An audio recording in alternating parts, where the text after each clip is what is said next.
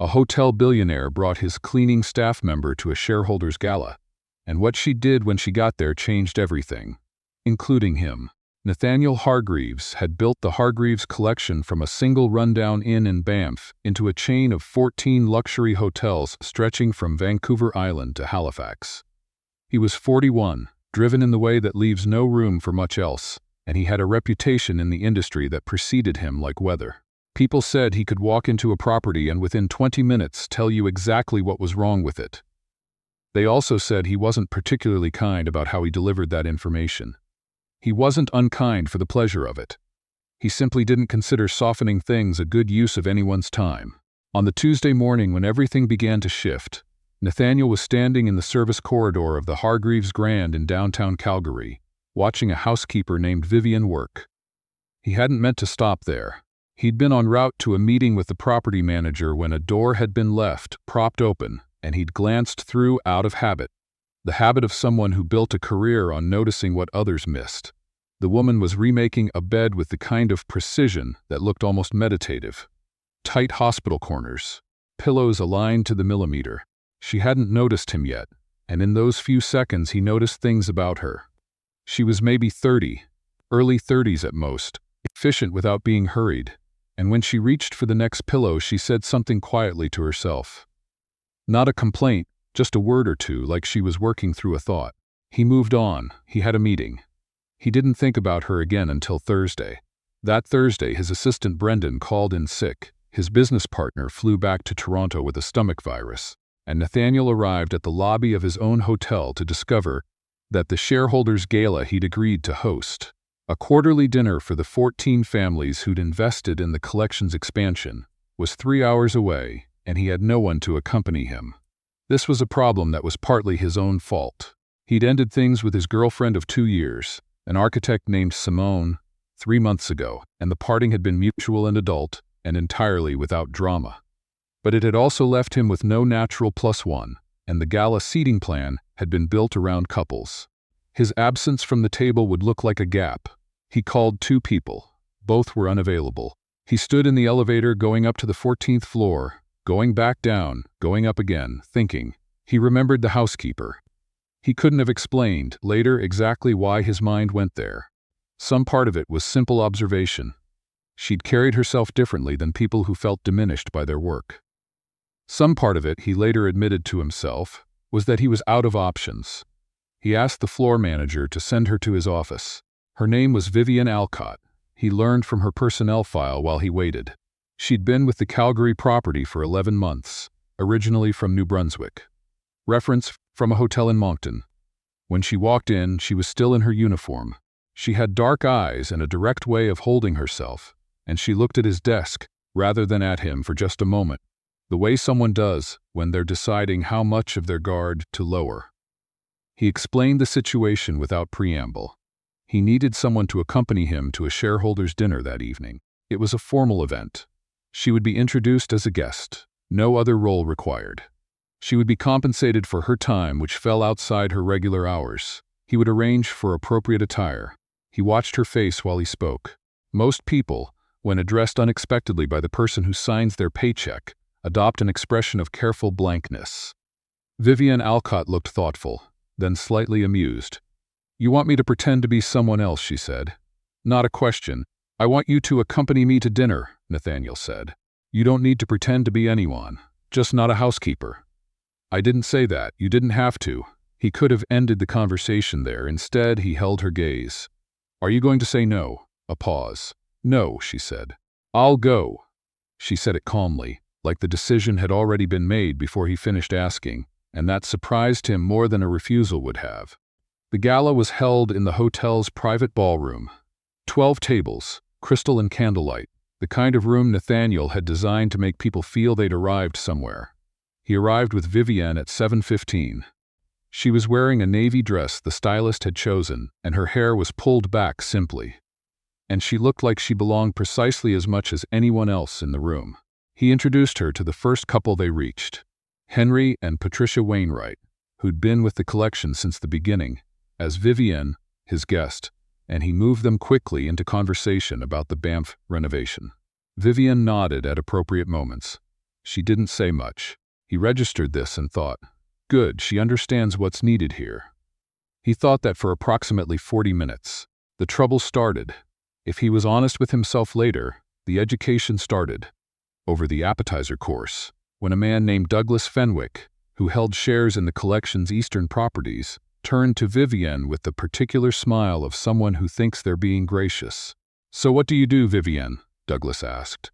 The table quieted slightly, as tables do when someone poses a question that sounds simple but carries social weight. Vivienne looked at Douglas with a pleasantness that Nathaniel couldn't quite read. "I work in hospitality," she said. "Oh, wonderful." Douglas nodded. "Front desk? Housekeeping." The quiet that followed lasted perhaps 2 seconds. It felt longer. Douglas's smile held but recalibrated, the way people's do when they're deciding whether what they heard was a joke.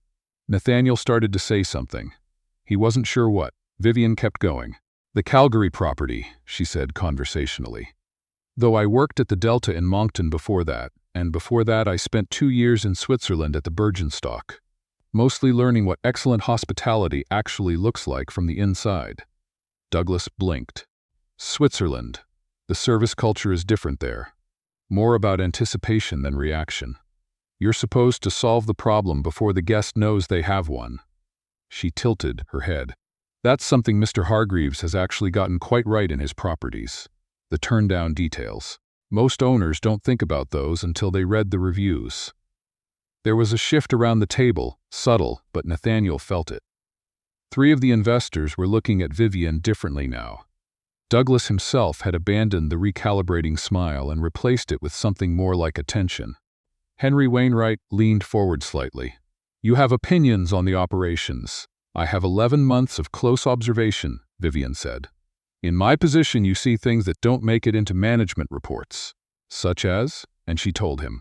She was measured about it, not complaining, not performing, and she spoke about specific things. The linen turnaround on the 6th floor that added 12 minutes to checkout cleaning times. The reason the 4th floor vending corner had become a guest complaint point. A small change to the welcome card wording that she'd noticed guests actually reading versus the one they ignored. She spoke with the quiet authority of someone who knows they're right and doesn't need volume to prove it. Henry was nodding. His wife was listening. Even Douglas had gone still. Nathaniel said nothing. He was watching Vivienne the way he'd watched her through that prop door on Tuesday. And he felt the same sensation, that he had glanced through an opening and found something he hadn't expected.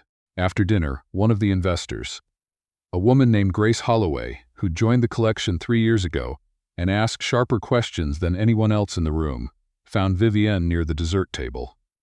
"I'd like to continue that conversation sometime," Grace said, and handed her a business card. "Not about the linen turnaround. The other thing you said, about anticipation versus reaction. I'm on 2 other hospitality boards, and I'd like to think through some of those ideas." Vivienne took the card. Nathaniel watched from across the room and felt something complicated move through him. On the drive back, he was quiet for long enough that Vivienne glanced at him. "I know," she said. He looked at her. "Know what? That I didn't stay discreet. That wasn't what you needed." He thought about denying it. "He didn't. You had a plan walking in there." "I had a decision," she said. "I decided I wasn't going to spend the evening invisible just because it would be more comfortable for everyone." "That's not what I asked you to do. You asked me to accompany you. You assumed invisible was part of the deal." She looked out the window at the Calgary lights. "It usually is, when someone from the 14th floor brings someone from housekeeping anywhere." He had no good answer to that. The car pulled up to the hotel. In his office the next morning, he told her she was dismissed. He didn't shout. He was never a shouter. But his voice was flat and cold, and he said that her conduct at the gala had exceeded the role he'd offered her, that she'd drawn attention to herself in a context that wasn't appropriate, and that her employment at the Hargreaves Grand was terminated effective immediately. Vivienne stood in front of his desk and listened until he finished. "I understand," she said. "You're surprised." "No," she picked up her bag. "I'm disappointed. I thought you might be someone who responded to honesty differently." She paused at the door. "For what it's worth, the linen turnaround problem I mentioned will cost you $8,000 in labor annually if it goes unaddressed. I wrote up the solution last month and left it in the suggestion box." No one responded. She left. He found the suggestion in the box that afternoon. 4 paragraphs, cleanly written, with the specific scheduling adjustment that would fix the problem. He read it twice. He checked the numbers. She was right. He sat with that for a while. Let's take a moment. Type Maple in the comments if you're still reading. Only the ones paying close attention will get it. Now back to the story. The months that followed were, professionally, fine. The gala had landed well. Grace Holloway increased her stake in the collection's Ontario expansion, and 2 other investors reached out to ask questions that ultimately led to new contracts. The evening had worked, just not in the way Nathaniel had planned. He didn't think about Vivienne as much as he expected to. Then he thought about her more. He found out through the floor manager that she'd been hired within 2 weeks of leaving by a hospitality consulting firm based in Calgary called Northlight Advisory. He didn't look further than that. He told himself he didn't need to. 6 months later, Northlight Advisory appeared on the agenda for a board meeting. The Hargreaves collection had been struggling with the Edmonton property for 2 years. Occupancy was down. Guest satisfaction scores were declining in a specific and strange pattern. Not the rooms, not the check-in experience, but something in the middle of the stay, some invisible friction that guest surveys couldn't quite articulate. The board had brought in 2 consulting firms. Neither had been able to identify the root cause. Someone had suggested Northlight. Nathaniel walked into the boardroom expecting a presentation. He found Vivienne Alcott standing at the head of the table with a laser pointer and 87 pages of findings. She saw him at the same moment. Nothing in her face changed. She presented for 40 minutes. She had interviewed 49 guests, 14 staff members across 3 shifts, and reviewed 2 years of maintenance logs. The problem, she explained, was a convergence of 3 small failures. A staffing gap on the 2nd shift that meant housekeeping fell behind in the afternoon. A signage issue on the 3rd floor that caused a specific pattern of guest confusion, and a loyalty program miscommunication that made long-term guests feel their return wasn't being acknowledged. Separately, none of these would tank a satisfaction score. Together, they created a compound effect that felt, to guests, like the hotel simply didn't care. Fix all 3, Vivienne said, and you should recover 8 to 12 points on the satisfaction index within 90 days. The room was quiet in the way rooms go quiet when they've heard something that's clearly right. The board chair, a measured man named Theodore Ashby, looked at Nathaniel. Comments? Nathaniel had been watching Vivienne through the entire presentation. No, he said. She's right. He caught up with her in the hallway afterward. Vivienne, she turned. She was composed and professional, and she held her laptop bag like a shield she wasn't going to lower easily. You were right, he said. About the suggestion box. I checked. The numbers held up. I know they did. Pause. Is that an apology? He wasn't sure. I handled that morning badly. You fired me for not being invisible. Yes, he said it plainly. I did. She looked at him for a moment. Then she said, I have 3 more client meetings this afternoon. If there's something you want to say, you should probably decide what it is. There was a lot he wanted to say. He was only beginning to understand how much. The Edmonton project brought them into the same orbit again. Northlight was engaged to oversee implementation of Vivienne's recommendations, which meant she was at the Edmonton property twice a week for the next 6 weeks. And twice a week Nathaniel found reasons to be there too. He told himself it was the property. The Edmonton had needed his attention for a while anyway. The first time they had coffee in the property's ground floor cafe, it lasted 20 minutes and covered only the signage issue on the 3rd floor. The second time it lasted an hour. She told him about her work history in more detail than she had in the boardroom.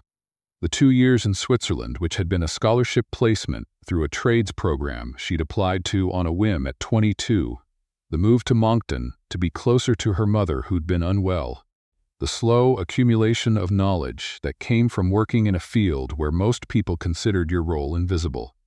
She'd been building something for years without a language for it, and Northlight had given her the language.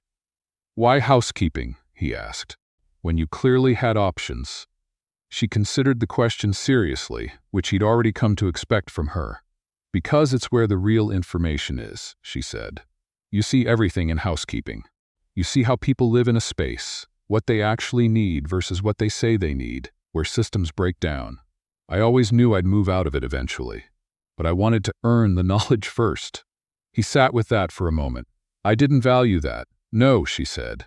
You didn't. She wasn't unkind about it. She just said it plainly, the way he'd always told himself he preferred things said. And he understood for the first time that there was a difference between appreciating directness in the abstract and receiving it about yourself. During the 4th week of the Edmonton implementation, a situation arose that required a decision. One of the 3rd-floor signage replacements had run into a structural issue that would double the projected cost. The site manager called Vivienne first. She called Nathaniel. There's a cheaper fix, she told him over the phone. It will solve 60% of the problem. But if you want the full impact on the satisfaction score, you need the real solution. What do you recommend? The real solution.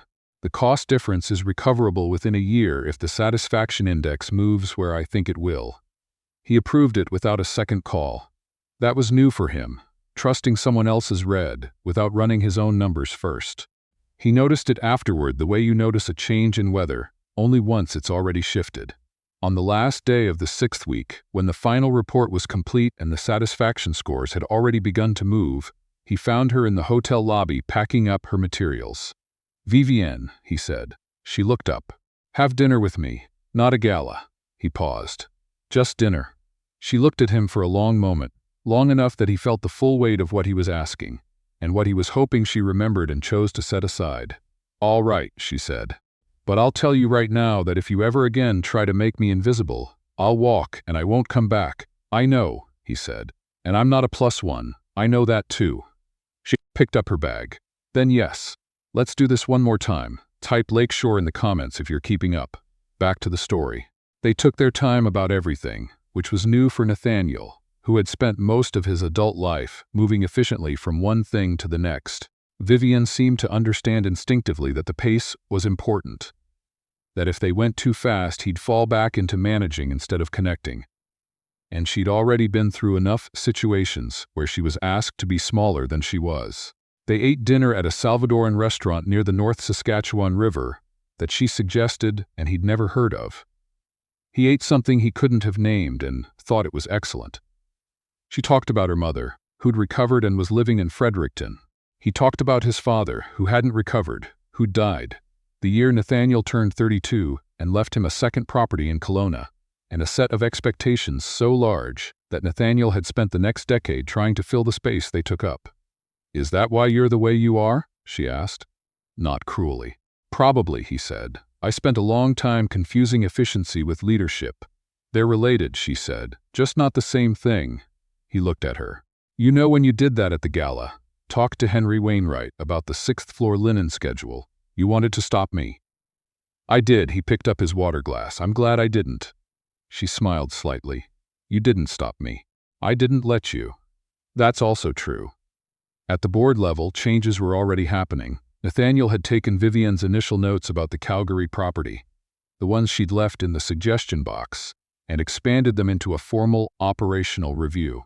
He'd done the same for 4 other properties. He'd hired 2 new operations managers, both of them people with backgrounds closer to Vivienne's than to his own, people who had worked in kitchens and on floors and understood where systems actually lived versus where they appeared on org charts. Theodore Ashby called him after the quarterly report was filed. What's happened to you? He said, and he didn't mean it critically. Someone showed me what I was missing, Nathaniel said. He brought Vivienne to a site visit in Victoria, not as anything other than what she was, which was his operations consultant and, now, the person he was building something with. The team at the Victoria property knew who she was. She'd already submitted a report on their breakfast service timing that had saved them a part-time hire. When she walked in, the floor supervisor shook her hand first. Nathaniel watched that happen and felt something that took him a moment to identify. Pride that wasn't about himself. There was still the matter of the first gala. He hadn't addressed it directly in months, and one evening in Vancouver, sitting on his apartment terrace overlooking the inlet, he brought it up without planning to. I fired you because you made me look like I didn't know what was in my own building, he said. That was the honest reason. Not the one I told myself.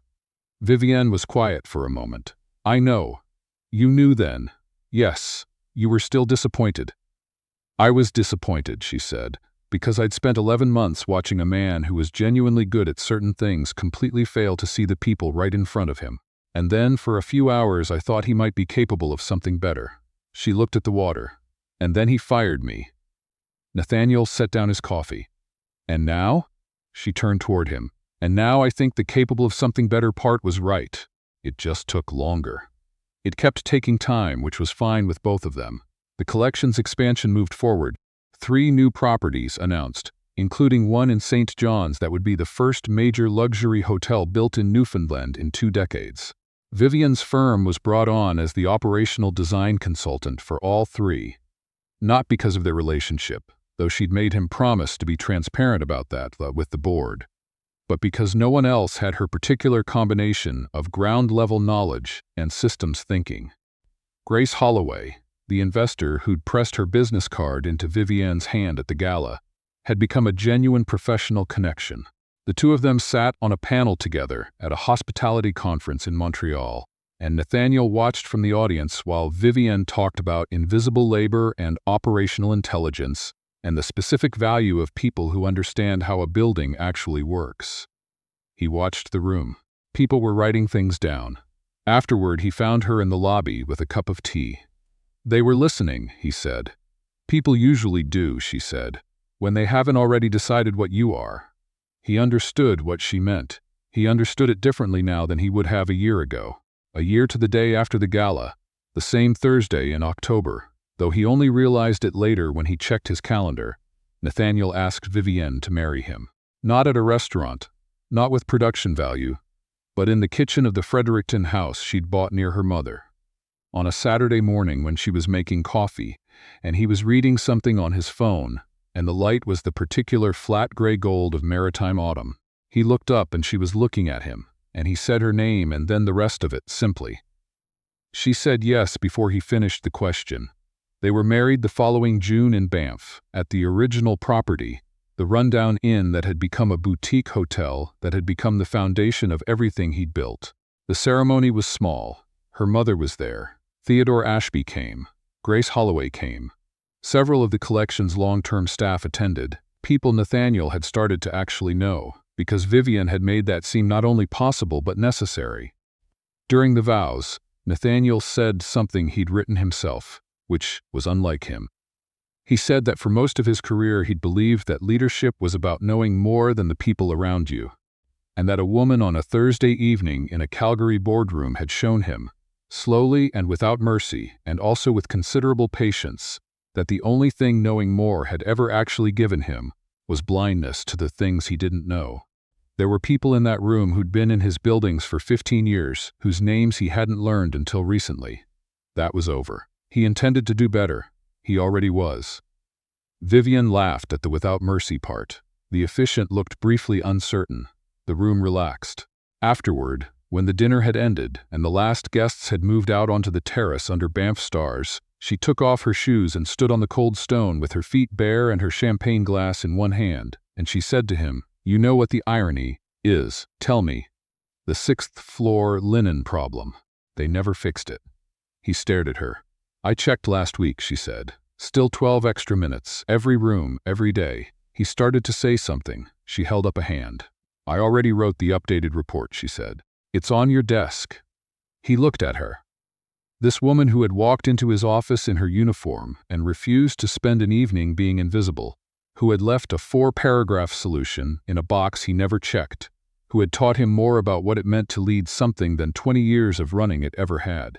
"Of course you did," he said. And she smiled, and the night went on, and the mountains were very dark and very close, and the collection had 14 hotels and would soon have 17, and all of them ran a little better now than they had a year ago, because someone had finally started paying attention to the right things.